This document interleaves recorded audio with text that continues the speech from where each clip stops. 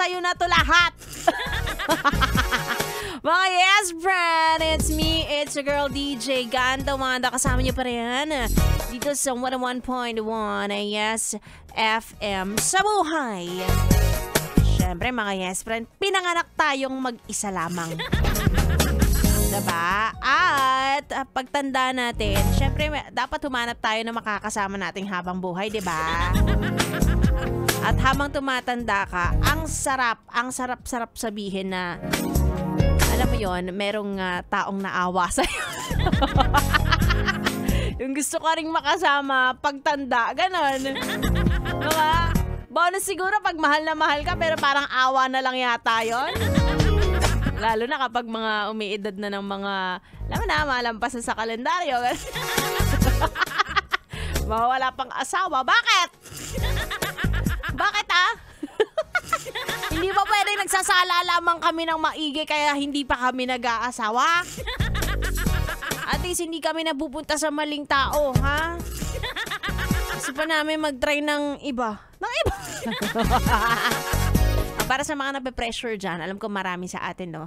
Kasi nga naman, nung araw, parang mga 19, 20, nag-aasawa ng ating mga magulang, meron na silang anak, diba? O tanongin mo yung mama mo.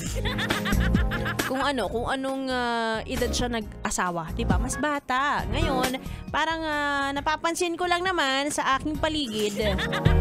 Hindi porket pumata ka na ng 30, dapat meron ka ng pamilya. Kasi ang tanong, kaya mo ba? Diba? Yan dapat ang tinatanong. Para hindi tayo pare-parehong nahihirapan sa buhay. Diba? Siguro mas nagiging nagiging mas matalino na ang mga tao ngayon sa pagpili ng makakasama nila habang buhay. Ayan kasi, pag kasi nagkakaroon kasi ng third party, pinupost sa Facebook eh. Isa sa mga bagay na iniiwasan, 'di ba?